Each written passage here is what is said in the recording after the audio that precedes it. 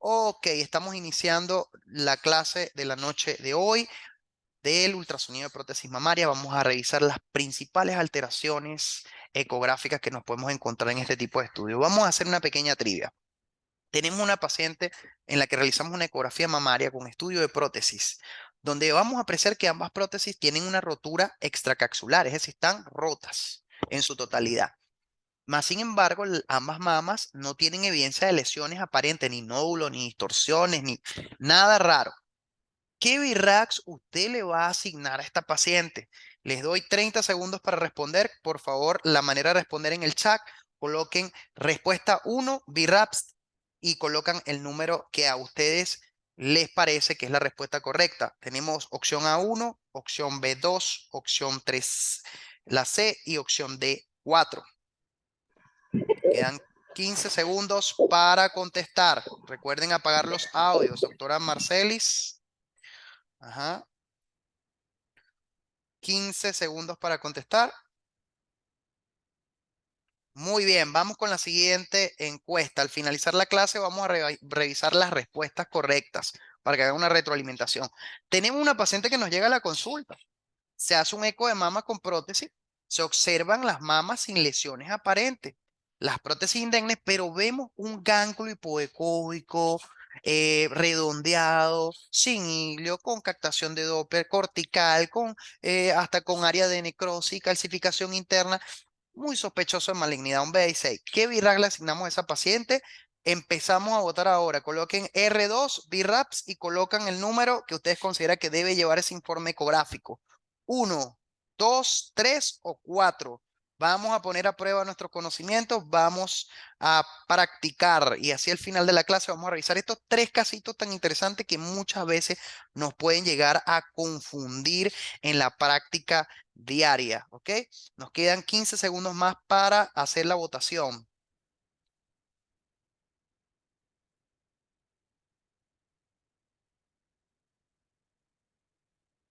Excelente, vamos con la última pregunta para empezar con la clase. Estudio ecográfico de mamas con prótesis donde se observan mamas sin lesiones aparentes. Las prótesis están bien en su totalidad, pero vemos adenopatías como las que les comenté anteriormente, totalmente sospechosas de malignidad B16. Más sin embargo, esta paciente ahora tiene un cuadro de leucemia y las adenopatías son en ambas regiones axilares, son bilaterales. ¿Qué VRAX le colocamos? Y recuerden colocar R3, respuesta, y colocan el número del VRAX que ustedes creen que es el correcto. ¿Es VRAX 1, es VRAX 2, es VRAX 3 o es VRAX 4? O usted colocaría un VRAX fuera de todos estos, colocaría por ejemplo un 6. Ajá, nos quedan 15 segundos para terminar las votaciones. Muy interesantes casos que nos pudimos encontrar, de hecho son muy frecuentes y que muchas veces terminamos clasificando de forma errónea porque esto está establecido en el BIRAD FAST. Excelente, comenzamos con la clase. Al finalizar vamos a recapitular con esas preguntas y vamos a ver las respuestas y el por qué, que es lo que establece el BIRAPS. Ahora, vamos a dividir esta clase en complicaciones posquirúrgicas precoces y tardías. Y entre las precoces, la más conocida es esta señora que está acá, el seroma. El seroma no es más que esto, una colección anecoica que se encuentra entre esto que ven acá, que es la cápsula y envoltura de la prótesis. Esta es la prótesis mamaria de silicona. Y esto que ven acá, que es el tejido retromamario. ¿Ok? Cuando vemos esa colección líquida anecoica entre estas dos estructuras, sabemos que en un estadio precoz es un seroma y no hay para dónde más agarrar. Esto no nos debemos complicar la vida. Nosotros siempre debemos tratar de buscar lo esencial y de entender las cosas a plenitud para poder diagnosticarlas. Pero como en medicina 2 más 2 no siempre es 4, también se complica un poco más la cosa porque empieza a parecerse ya después a otras cosas más. Miren acá, tenemos una colección entre esto que sería la prótesis, acá vemos la envoltura de la prótesis por dentro, la cápsula fibrosa por fuera, vemos toda esa colección, acá vemos el tejido retroglandular y esta colección, a diferencia de la otra, se convierte o viene a ser una colección heterogénea con áreas anecoicas, áreas más hipoecoicas y tabiques. Tabiques, ¿ok? Entonces se nos complica la cosa. Aquí están los tabiques. Vamos a borrar las demás flechas para no confundirlos. Vamos a señalarle algunos de los tabiques que se ven acá, que serían estos señores que están acá, tabique, tabique, aquí hay uno bien claro, aquí hay otro claro, y bueno, hay áreas desde luego ecogénicas, hay áreas de mayor ecogenicidad, fíjense que las estoy dibujando aquí, todo esto es una área de mayor ecogenicidad, esto nos pudiera hacer pensar en otros diagnósticos que vamos a ver más adelante, pero puede tratarse de un seroma tabicado. Igual esto que está acá, fíjense, se trató de un seroma. Y acá tenemos algo muy interesante que me gusta mucho en particular, que es la imagen de un seroma por resonancia magnética. Y observen los pequeños tabiques que pueden tener, ¿ves? Acá vemos los tabiques hipointensos dentro de la colección hiperintensa que observamos en la imagen. Realmente diagnosticar un seroma no es nada del otro mundo y sobre todo debemos estar en el contexto adecuado. En la ecografía mamaria debemos siempre tener un contexto adecuado para el diagnóstico porque esta imagen se puede parecer mucho a esta. Si se dan cuenta, si ustedes se dan cuenta, podemos tener acá una imagen muy parecida, pero en este contexto, si nosotros nos llega, fíjense la importancia del contexto, una paciente con traumatismo, con antecedente traumático, nosotros, y que de repente pudiera estar en el estadio precoz, pero tuvo un traumatismo, nosotros vamos a pensar más en estas cosas, en esto que es un hematoma, y más aún si por de casualidad la paciente se le presenta con esta clínica, desde luego más razonable o tiene un traumatismo, en el área del traumatismo usted ve una equimosis o es donde está la induración, de donde está esta colección posterior al trauma, usted va a pensar en un hematoma, ¿cierto? Entonces el contexto viene a ser fundamental en la ecografía mamaria, viene a ser trascendental e innegable, pero si nosotros no tenemos el contexto, fíjense bien, esto y de hecho esto pudiera parecerse a lo que estábamos viendo anteriormente, a este, a este y a este. Entonces, viene a ser importante entonces el contexto. Sí, definitivamente en la ecografía mamaria el contexto va a ser innegablemente trascendental, de gran importancia. Pero en estos casos tan interesantes, nosotros vamos a tener también colecciones heterogéneas como esta. Fíjense que aquí ya tenemos, recuerden que la sangre, cuando el hematoma se forma de forma inmediata, puede ser inclusive anecoico, pero a medida que va evolucionando el tiempo se va haciendo más ecogénico, se vuelve reticular, empieza a ser esas áreas de conglomeración o de conformación de fibrina que empieza a verse más ecogénico, empiezan a verse pequeños tabiques, ¿ok? Empieza a haber eco fluctuante en el interior de la colección. Todo esto parte de lo que sería el, el contexto clínico y lo que es la evolución del hematoma. Ahora, miren esto acá entre mi prótesis, que es esta que está acá, y el músculo retroglandular, tenemos toda esta colección hipoecoica, ¿ok? Con ecos finos, en relación a un proceso traumático, a un antecedente traumático, yo voy a pensar en hematoma, no tengo para dónde más agarrar, igualmente acá. Entonces el contexto nos va a ayudar mucho. Fíjense que en resonancia se tiende a parecer mucho a la otra imagen, pero aquí hay una cuestión que de repente no es materia de esto, que es que la sangre por resonancia, dependiendo del estadio, va a variar. Fíjense que acá se ve hiper e hiper. Entonces, dependiendo del estadio de evolución del hematoma, podemos tener distintas variaciones porque la sangre, a medida que evoluciona, altera el paramagnetismo de la máquina y genera imágenes inversas, que eso ya es materia o harina de otro costal, resonancia magnética, pero es interesante que lo sepan. Ajá. ¿Qué otra cosa es importante que ustedes tengan en consideración que viene a ser parte de este conglomerado de complicaciones posquirúrgicas precoces? Otra que puede parecerse también mucho. Miren lo parecida que es esto a las otras imágenes. Mire, ¿se parecen las otras dos? Sí, definitivamente se puede parecer. Inclusive esto pudiera ser sangre, ¿ok? Puede ser un hematoma, puede ser un seroma, pero viene otra vez a jugar un papel importante. Miren acá esto, un papel importante, el contexto clínico. Esto también, las infecciones se presentan como colecciones o las infecciones periprotésicas como colecciones hipoanecoicas rodeando a la prótesis asociadas a un engrosamiento capsular. Aquí se ve el engrosamiento capsular, importantísimo. Miren el engrosamiento capsular aquí tan manifiesto. Acá vemos también engrosamiento capsular. Acá vemos también engrosamiento capsular, que no lo veíamos en las otras. Ok, pudiera ser un diferencial pequeño, pero igualitos siguen pareciéndose. Ok, entonces vemos un engrosamiento de la cápsula fibrosa asociado a la colección periprotésica y lo que nos va a ayudar a tener la certeza es otra vez el contexto clínico, doctores.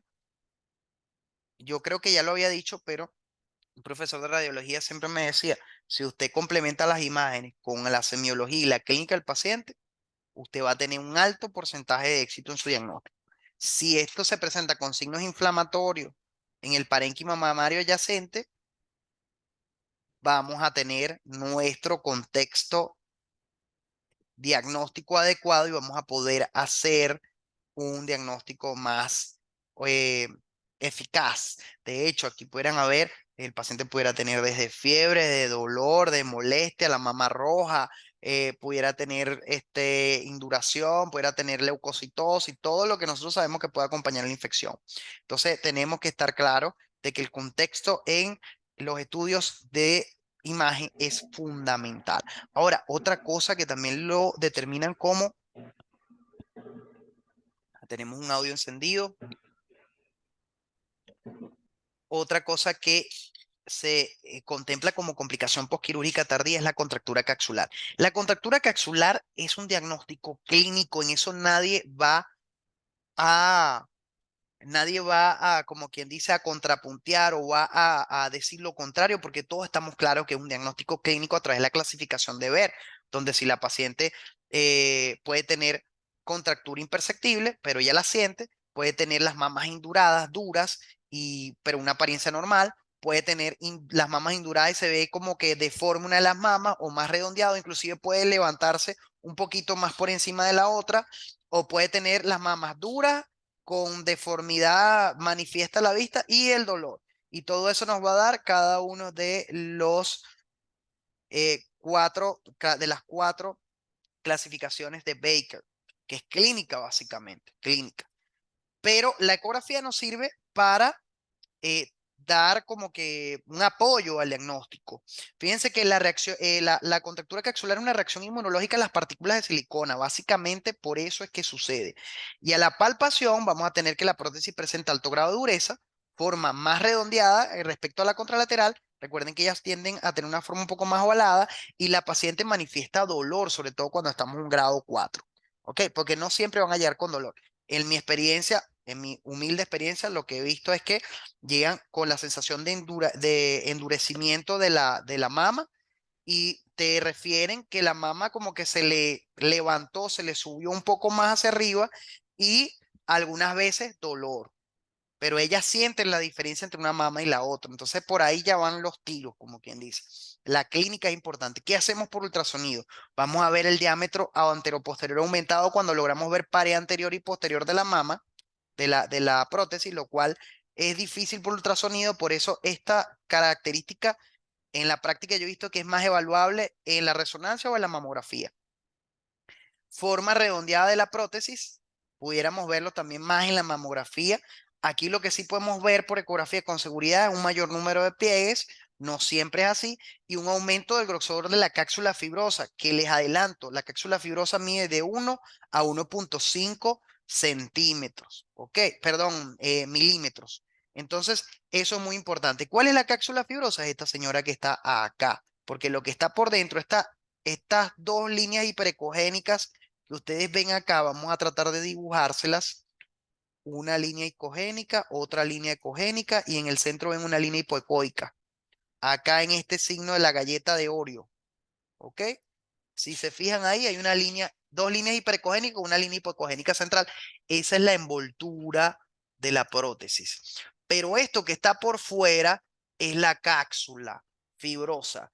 Y cuando esa cápsula fibrosa está engrosada, mayor a 1.5 milímetros, una paciente que presenta clínica de este tipo, y además vemos muchas lobulaciones o pliegues, como les mostré en la clase anterior. Recuerdan que es que la cápsula y la envoltura hacen esto, empiezan a ondularse, y además de esto la paciente presenta dolor o la mamá está indurada, y además de eso usted trata de ver en un corte a mayor profundidad de la prótesis completica, la pared anterior y posterior, y compara ambas y ve que una tiene un diámetro anteroposterior mayor que el otro. Usted pudiera decir que hay signos ecográficos subjetivos de contractura que se corresponden con la clínica del paciente. Pudiera hacer eso, pero como les dije, el diagnóstico es clínico principalmente. No es que le van a pedir la ecografía para que usted lo diagnostique, no. Usted lo que va a hacer es apoyar el diagnóstico si encuentra estos signos, ¿ok? Entonces, además puede haber presencia de calcificaciones periprotésicas, pero no es algo determinante, es algo que puede estar presente sin necesidad de que haya contractura. Entonces, es muy importante recordar esto. Vamos a hablar ya de las complicaciones tardías. ¿Cuáles son las principales complicaciones tardías? Y bueno, las causas de las complicaciones tardías son, por ejemplo, el trauma directo o el envejecimiento, donde encontramos que hay una descomposición de la cubierta de la prótesis. Esas son las dos principales causas de estas complicaciones postquirúrgicas tardías.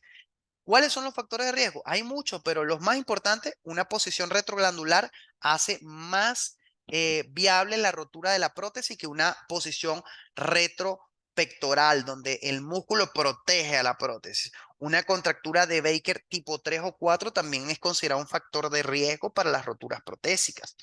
Hay dos tipos de roturas protésicas, que son las dos complicaciones más frecuentes que ustedes se van a encontrar. La mayoría de las veces le van a pedir la revisión de la prótesis mamaria por ecografías para verificar esto, si hay o no rotura, si la prótesis está adecuada. Hay dos tipos, la intracapsular, que es la más frecuente, y la extracapsular, que es menos frecuente, pero debemos conocerla.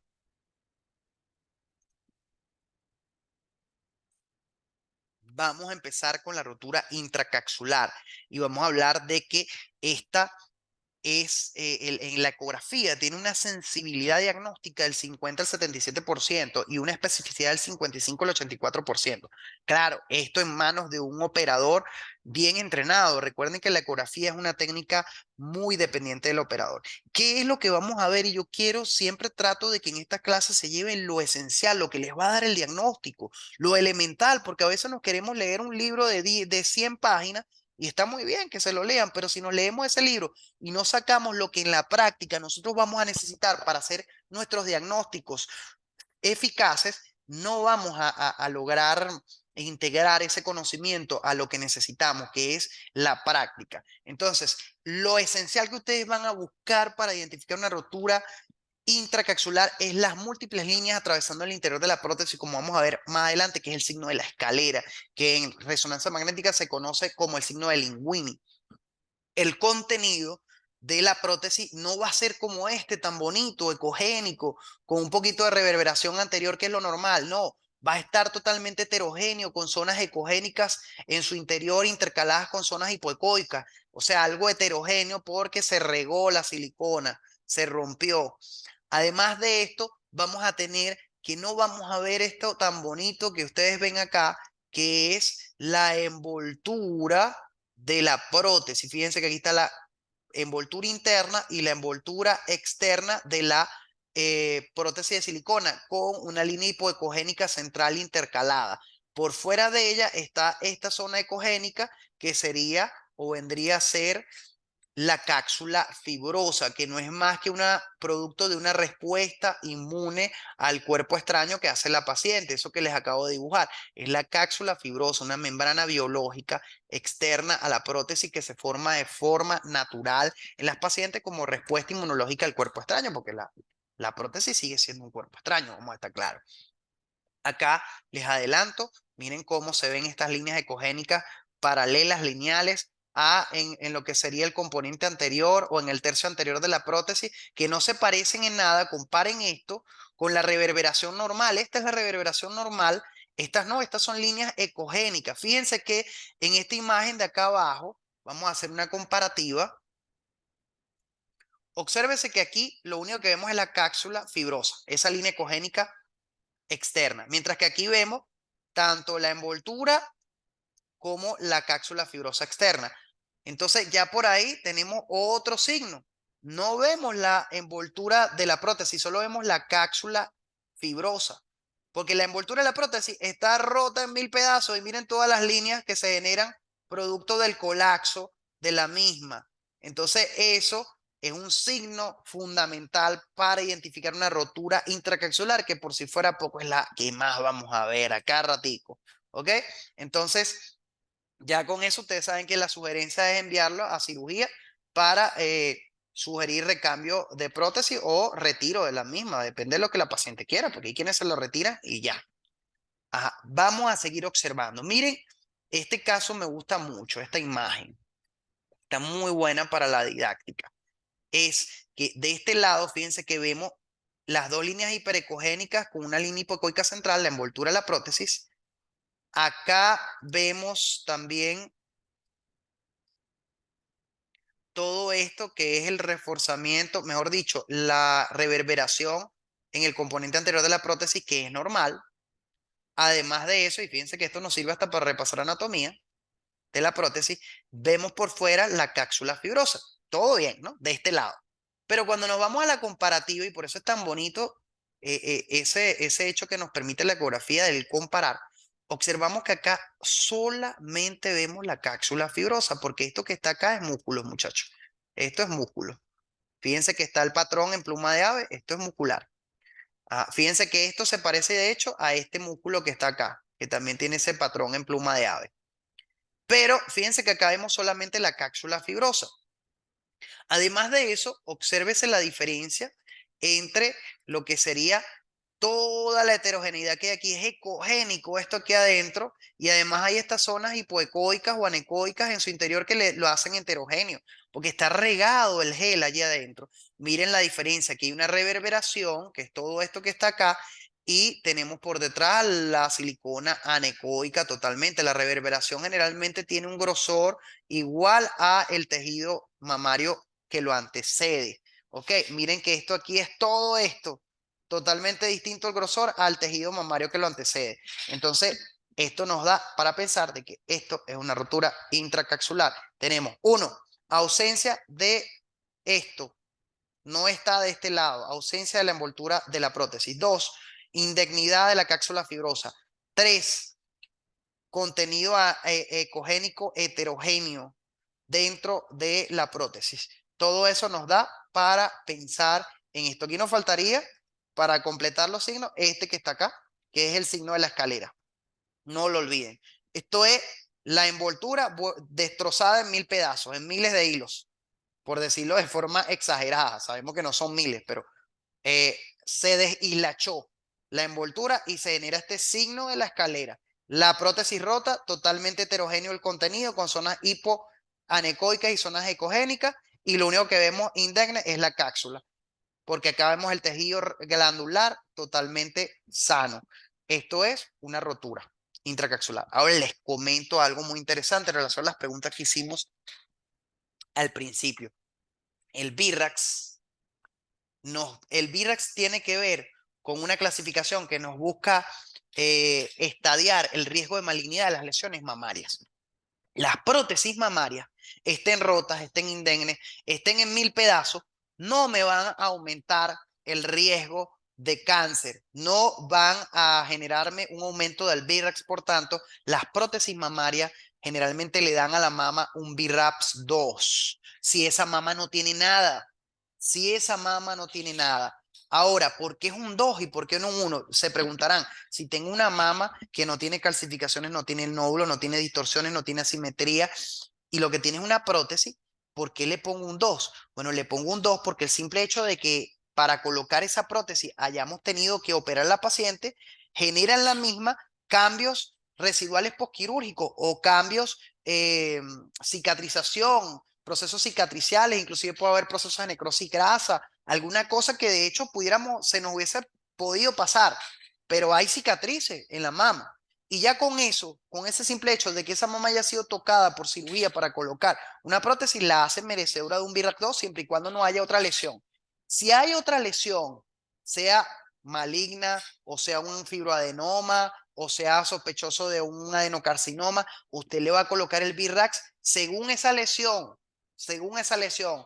Es decir, recuerden que ustedes siempre van a colocar el VIRAX más alto según lo que ustedes encuentren. Si usted tiene la prótesis rota, pero tiene un nódulo que está especulado hipoecoico con sombra, calcificaciones, vascularización, hay retracción del pezón, usted le va a poner un VIRAX 5, ¿no? Por los hallazgos asociados a ese nódulo. Pero no se va a ir con un 2 o va a preocuparse mucho por la rotura intra o extracapsular. Desde luego usted va a señalar en su informe que hay una rotura, pero lo más preocupante de esa paciente es la lesión de probable etiología maligna que tiene. Entonces recuerden que el VIRAX nos ayuda a establecer el riesgo de malignidad. Riesgo. No es que la paciente tiene un nódulo así, es cáncer. No, hablamos de porcentaje de riesgo, que ya después del 5 en adelante es muy alto, mayor al 95%. ¿Ok? Prácticamente cuando le ponemos un 5 le estamos diciendo a la paciente que tiene cáncer. Entonces, por eso es tan importante aprender a estadiar bien. Seguimos. Eh, en este contexto, fíjense que puede suceder otra cosa, que tenemos el signo de la escalera acá, ¿ok? Y miren cómo hay entre la cápsula fibrosa y esta envoltura que quedó, que pudiera ser la envoltura externa de la silicona, quedó material ecogénico heterogéneo porque hay zonas anecoicas también intercaladas, que es silicona regada entre lo que sería lo que queda de la envoltura de silicona y la cápsula fibrosa acá afuera. Y fíjense el signo de la escalera, la heterogeneidad de todo el contenido protésico. Esto es una rotura intracapsular.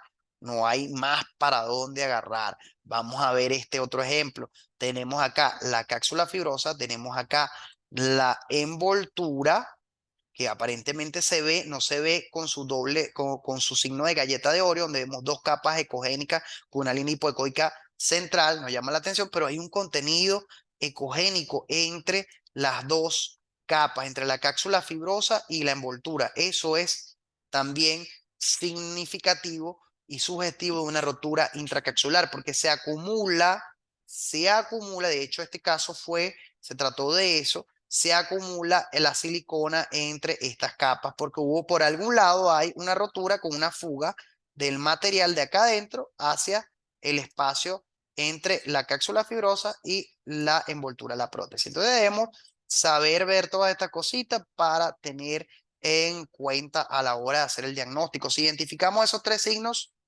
nos va a ir muy bien, ¿ok? Voy a leer un poquito, ojalá no sea que se haya dejado de escuchar. Ok, perfecto. Continuamos. Vamos ahora a la rotura extracapsular, que es más fácil de ver porque es la que más escándalo genera. Generalmente la rotura extracapsular se asocia a siliconoma, pero no siempre el siliconoma va a ser sinónimo de rotura extracapsular.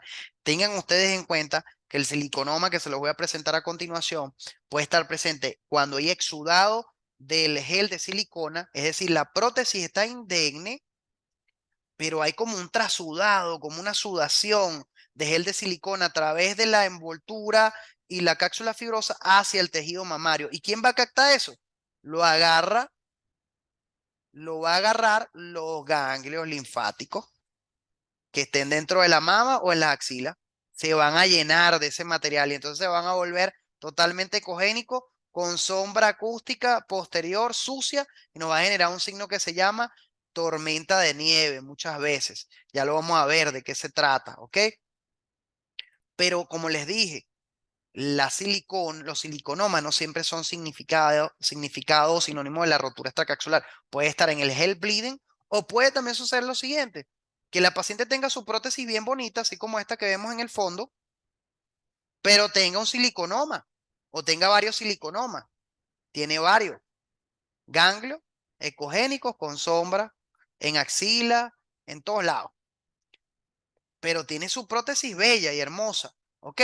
Y no hay en otros estudios algo que nos traduzca el health bleeding. ¿Qué pudiera estar pasando también? Le preguntan a la paciente, mire, usted tuvo una rotura previa y se hizo un recambio de prótesis. Y si la paciente le dice que sí, entonces esos siliconomas son resultado de la rotura anterior que tiene como antecedente y esta prótesis está indemne. Entonces tenemos que siempre en mama contextualizar al paciente. Si no lo hacemos, probablemente nos vamos a equivocar o vamos a pasar por alto algo. Realmente la mama es muy compleja en radiología. Ajá. Seguimos. Los siliconomas pueden estar tanto en la mama como en el tejido mamario, como a nivel de los niveles, como a nivel en los niveles de Berg, de lo que son los niveles axilares o niveles ganglionares de la mama. En siliconomas en región axilar sin alteración de la prótesis, pensar, como les dije, en un head bleed, que es el exudado de la prótesis, o el recambio de prótesis por antecedente de rotura. Pero lo más importante, y fíjense que aquí no tenemos que darnos tan mala vida como en el otro. El otro teníamos tres signos. En la ecogenicidad del contenido protésico heterogénea con áreas anecoicas o hipoecoicas, la ausencia de la cápsula, de la envoltura de la prótesis, perdón, y la presencia o indemnidad de la cápsula fibrosa, el signo de la escalera. Eran cuatro signos en el otro. En este lo que vamos a buscar principalmente este signo. El signo de la tormenta de nieve, ¿ok?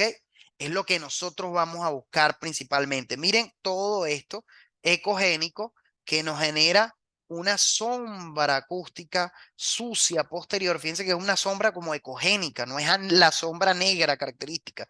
Parece una tormenta de nieve, ¿cierto? Muy bonito el que lo describió. Y fíjense que aquí tenemos el tejido ya. Aquí no hay nada, esto no es cápsula fibrosa. Aquí todo está roto, de hecho está discontinua la cápsula.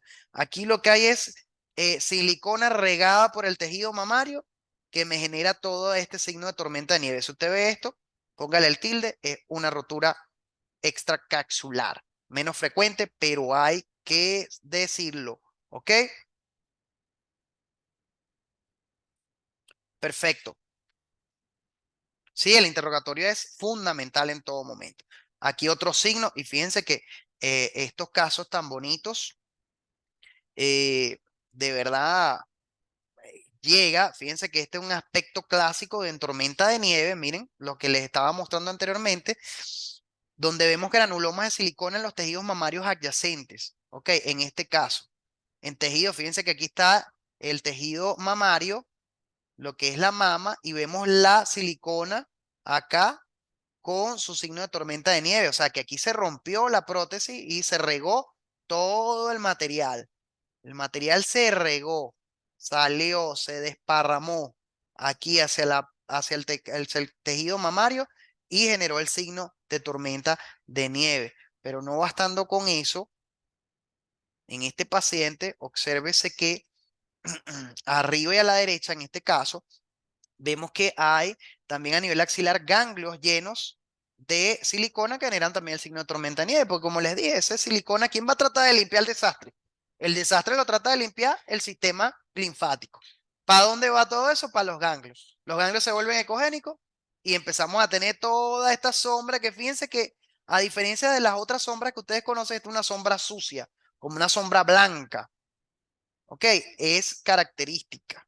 Y así en este paciente, inclusive llegando a estar a nivel del cuello, a nivel de adenopatías cervicales. Se regó la silicona porque el sistema inmunológico está tratando de limpiar. Mismo caso este, ¿ok?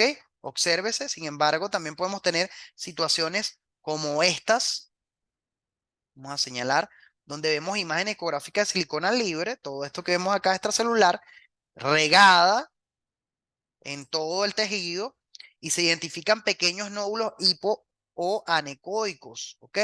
Que observamos sobre todo acá abajo y que representan, son como heterogéneos, representan gel de silicona no desnaturalizada aún, que está allí dentro de todo ese signo de tormenta. Fíjense que genera la tormenta de nieve igualmente, lo cual nos acusa de que es silicona y está rodeado de masas ecogénicas, desde luego, todo esto, masas ecogénicas con el famoso signo de tormenta de nieve. Y acá vemos esta zona hipo o anecoica, que son, como les dije, áreas de gel de silicona no es naturalizado. Entonces, estos son los principales hallazgos. Fíjense que no es complicado, lo que es que conocerlo y tratar de ver muchas imágenes y cuando nos consigamos algo como esto, recordar esta clase, recordar estos hallazgos. Antes de pasar a lo otro, vamos a hacer referencia a otra cosa muy importante.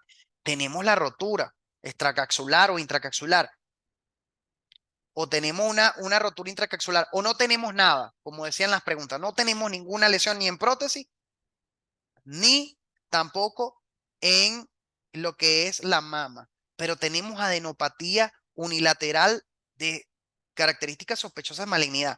Pónganle un 4. Puede ser una metástasis de un primario distinto a la mama, si es verdad, pudiera ser, pero también puede ser un cáncer, un carcinoma oculto de la mama, que a veces no lo vemos ni en ecografía ni en mamografía, sino que tenemos que hacer una resonancia con curvas de contraste para poderlo ver, o una mamografía contrastada. ¿Ok? Entonces, si ustedes ven un ganglio unilateral de características sospechosas en una mama y no encuentran lesión por ningún lado, pónganle un 4. Ese ganglio hay que estudiarlo, hay que punzarlo y ver de dónde vienen esas características. ¿Dónde está el primario?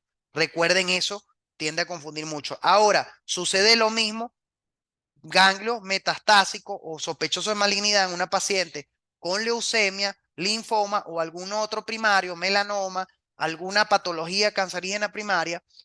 Estos ganglios están en ambas regiones axilares. La paciente no tiene absolutamente nada ni en la mama ni en la prótesis. Le vamos a poner un 2 y esto tiende a confundir mucho. Ya la paciente tiene un diagnóstico, pero el diagnóstico no es un cáncer de mama. La lesión no es en la mama. El VIRAX es para estadificar lesiones sospechosas de malignidad en la mama. Por lo tanto, el VIRAX-FAS sugiere colocar un 2, colocando en la nota inferior que se observan lesiones ganglionares sospechosas para malignidad en relación antecedente o en probable relación a antecedente de la patología que tenga, leucemia, de todo eso. El médico sabe, ya que eso lo más probable es que se trate del linfoma o la leucemia, o a veces vemos alteraciones ganglionares por ejemplo, lupus eritematoso sistémico, por patologías sistémicas, pero no tiene nada que ver con la mama, ¿ok? Nosotros lo colocamos en nuestro informe, pero su VIRAX va a ser 2, no es un 6. El 6 lo colocamos es cuando esos ganglios, cuando nosotros tenemos que la paciente tiene un diagnóstico comprobado histológicamente de cáncer mamario, ¿ok? Entonces es muy importante esto, lo vamos a volver a repasar ahorita al final con las preguntas. Complicaciones posquirúrgicas tardías, bueno, ya sabemos, entonces un poco más de esto, coloqué unas imágenes también de resonancia para recordar el signo de la tormenta de nieve. Y recordar que ese signo de la tormenta de nieve lo podemos conseguir aislado en axila, en un ganglio que se llenó de silicona. Uno, porque hubo un gel bleeding, no necesariamente porque la prótesis esté rota, y dos, porque puede ser que haya tenido una prótesis antes de la que tiene actualmente, que se haya roto, generó los siliconomas, pero le cambiaron su prótesis y su prótesis actual está buena. Entonces, por eso es importante que nosotros siempre hablemos con el paciente. Esto es otra cosa que pasa, yo lo he visto más que todo en glúteos. En glúteos, donde más he visto esto, se ve exactamente como esto. Son depósitos de inyecciones de silicón que hacen en algunos procedimientos y vamos a tener una mama que creo que si no conocemos esta realidad, lo primero que vamos a pensar es que hay un cáncer regado ahí metastásico, como que lanzando a primera vista, pero esto es la imagen característica de lo que generan las inyecciones directas de silicona en la mama. Y fíjense que, recuerdan, la silicona no desnaturalizada, nos genera estas imágenes y también nos genera estas imágenes. Fíjense que todo esto que está acá, miren todo el tejido, lo que es la piel, tejido celular subcutáneo, el tejido glandular, el tejido muscular intercalado con estas áreas donde hay silicona inyectada, que me genera también asimismo la sombra acústica sucia posterior. ¿Ok? que es como una especie de tormenta de nieve. Entonces, si el paciente tiene un antecedente de inyección de silicona, nosotros vamos a pensar más en este diagnóstico y en esta presunción diagnóstica. Entonces, es muy interesante siempre. Moraleja de la clase de hoy, interroguen bien a su paciente. A veces el paciente no quiere decir nada, a veces el paciente te quiere hacer un examen, que es muy característico aquí en Venezuela, quiere ver si sabes antes de que le hagas el examen. Entonces se callan las cosas para ver si se lo dice. De hecho, a veces algunos te lo dicen, algunos pacientes son tan directos que te dicen, doctor, usted me va a decir qué es lo que yo tengo. Y tú le preguntas, no, no, usted me lo va a decir. Así mismo le dice el paciente, hay paciente de paciente. Hay un linfoma periprotésico que fue descrito en 2011, que es el linfoma anaplásico de células gigantes. Realmente no he visto ninguno en persona actualmente en mi humilde experiencia, pero hay que conocerlo porque en cualquier momento se nos presenta. De hecho, mi profesora de mamas en radiología sí se encontró con uno recientemente y de verdad que fue una cosa que hasta el patólogo no sabía qué hacer ni cómo, eh, qué pruebas hacerle ni nada de eso. Entonces, hay que documentarse de esto y sobre todo lo que quiero que se lleven hoy es cuándo lo vamos a sospechar. Fue identificado por primera vez en el 2011 y está reconocido por la OMS como patología ya en 2016. Es un riesgo bajo, hay un riesgo bajo porque se ha descrito que se presenta en una de cada 10.000 mujeres con prótesis mamaria. ¿Ok? Vamos a borrar esto de aquí. Y es muy interesante que ustedes conozcan esto. Me van a colocar en los comentarios si conocían de esta patología, aquellos que ya hacen ecografía de lo que es el linfoma anaplásico de células gigantes asociado a la prótesis mamaria, porque es una patología reciente, relativamente nueva. No es un pecado el que no la conozcan, ¿ok? Porque es nueva y por eso quise colocarla. Cualquier paciente, y esta es la característica esencial que quiero que se lleven, cualquier paciente, y recuerden esto, que tenga un seroma de inicio tardío, porque recuerden que el seroma lo vimos en complicaciones precoces, pero estamos hablando ahora de un seroma de inicio tardío y que persiste en el tiempo, se queda ahí, es eterno ese seroma. Hay que valorar la posibilidad de que se trate de un carcinoma, un linfoma anaplásico de células gigantes. Hay que evaluar esa posibilidad.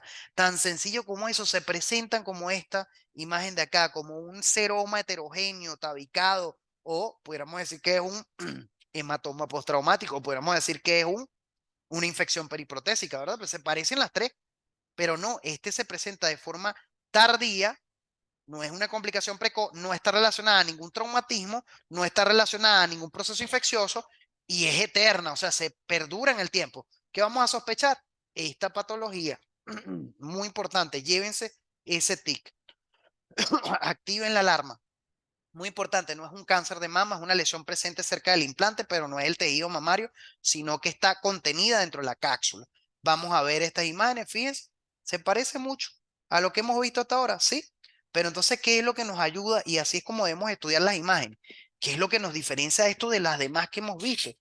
Que es presentación tardía, no es precoz y que se mantiene en el tiempo, se hace perdurable en el tiempo, periprotésica.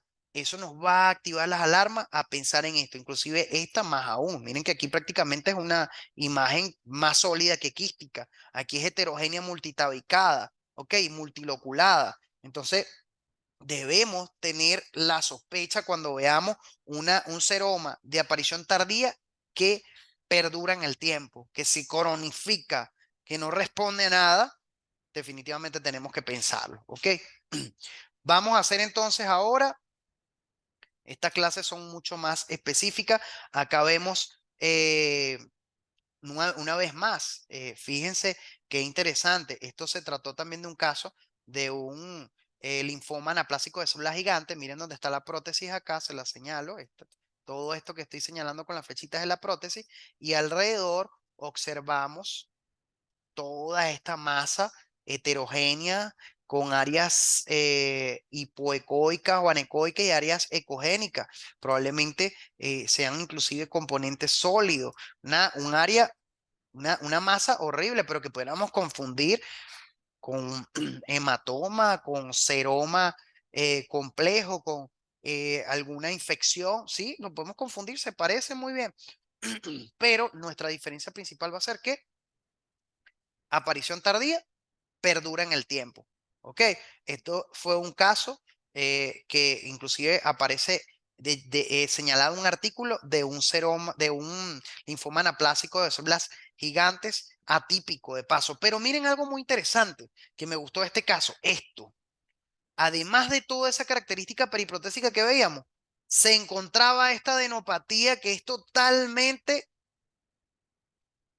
sospechosa. Tiene unas características, pero de aquí a Pekín nos grita que hay algo malo en esa mama, que hay algo malo en esa paciente. Y esto también nos ayuda. La presencia de una adenopatía como esta en un proceso como este nos va a hablar de malignidad. Nosotros no podemos esperar que esta adenopatía esté presente en un seroma, en un hematoma o en una infección. No, ¿ok? No. Entonces, por eso, fíjense que nosotros tratamos de complementar todo lo que encontramos en imágenes para llegar al diagnóstico correcto. Si sumamos todo eso, nos va a llevar a ese diagnóstico. Vamos a hacer una recapitulación. Quise hacer este ejercicio.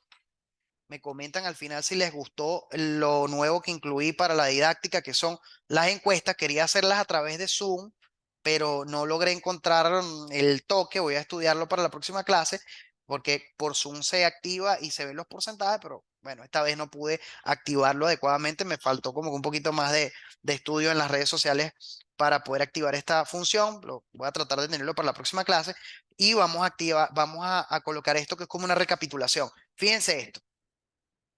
Seroma, seroma tabicado, hematoma, infección. Todas se parecen, ¿verdad? Todas pudieran confundirse uno con cualquiera. Quizás esta es la que menos confunde, pero esto pudiera ser también un hematoma reciente, agudo, que es anecoico al principio. Después que se va volviendo ecogénico y va evolucionando, ¿ok? Hasta que llega a esto. Entonces, moraleja del asunto, asocien cada imagen con el antecedente del paciente y la clínica. Y así, si está en un estado postquirúrgico, no hay trauma, no hay infección, seroma. Si está en un estado postraumático, tiene un golpe en la zona donde usted está evaluando reciente, hematoma. Si el paciente tiene la mama roja, tiene fiebre, tiene signos de infección, tiene molestia, dolor, tiene leucocitosis, y usted ve esto, ¿qué vamos a pensar? Infección, acceso, mastitis periprotésica, ¿ok? O infección periprotésica, para ser más específico. Pero fíjense que esto y esto también se parece en cierto grado a estas cosas que vemos acá, pero esto se presenta de forma tardía, perdura en el tiempo, se mantiene, no desaparece, es un verdadero dolor de cabeza y le dije que puede asociarse a ganglios de características sospechosas. ¿Qué le vamos a pensar? Vamos a pensar que es un linfoma anaplásico de células gigantes, o por lo menos hay que descartarlo para dormir tranquilo. ¿Ok? Esa es la recapitulación de a través de estas imágenes. En cuanto a las roturas de las prótesis, vamos a recapitular. Rotura intracapsular, material ecogénico heterogéneo o material heterogéneo, porque vemos que hay áreas anecoicas y áreas ecogénicas entre la cápsula fibrosa, que es esta que señalé aquí de último, que está indemne, y todo esto que está acá, que son los hilos de deshilachamiento de la envoltura protésica, que es el famoso signo de la escalera. Vamos a ponerle nombre y apellido, es una rotura intracapsular. Entonces tenemos, número 1, signo de la escalera, ¿verdad?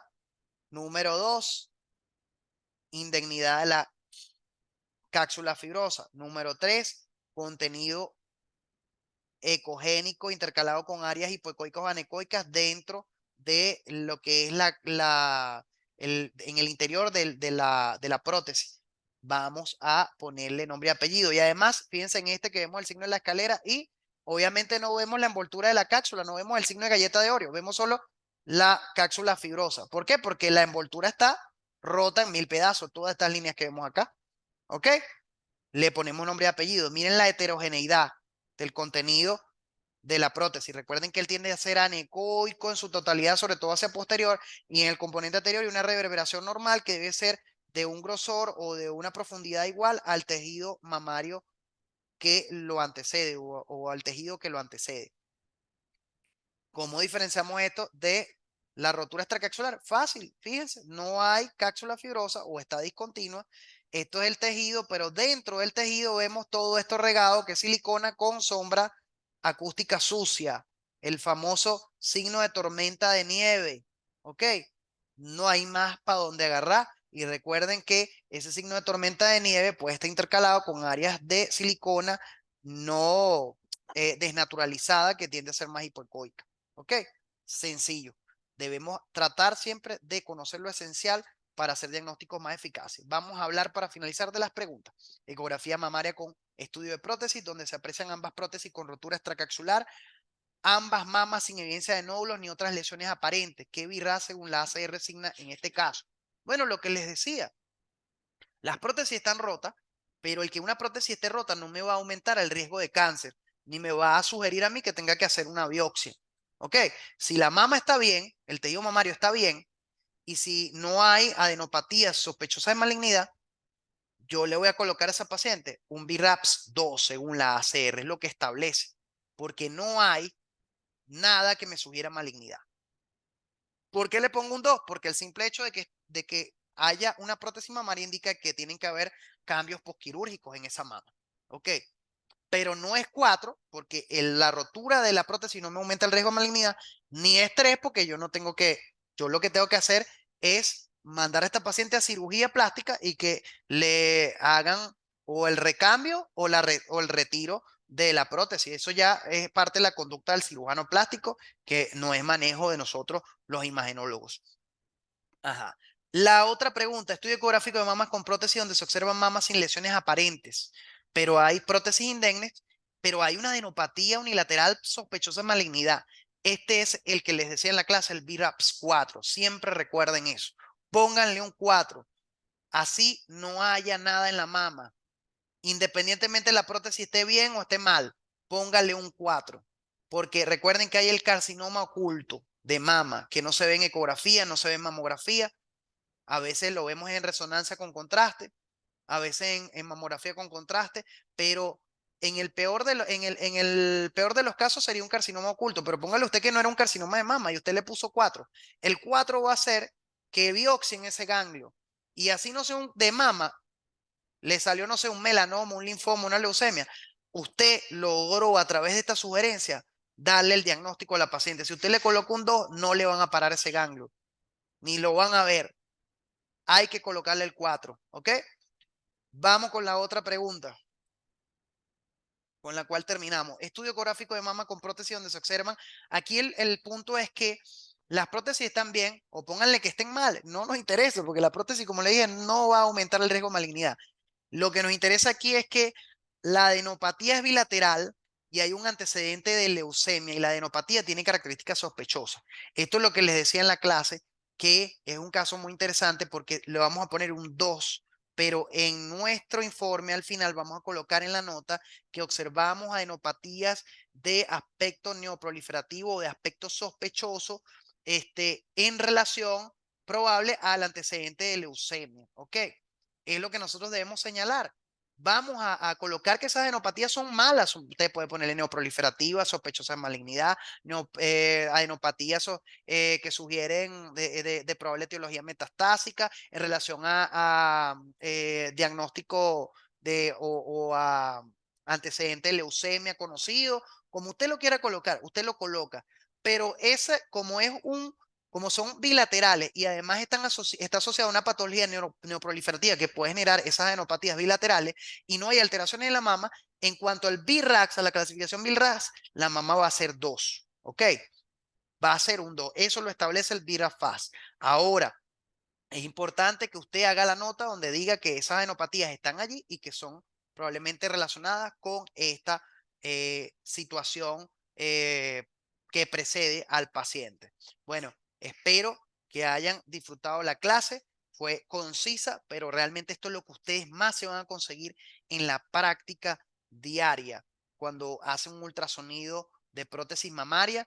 Espero que de verdad les haya gustado y que la sigan observando, la sigan viendo. Cualquier duda me pueden escribir a través del WhatsApp, aquellos que la van a ver en el formato de grabación. Éxito y bendiciones a todos. Feliz noche.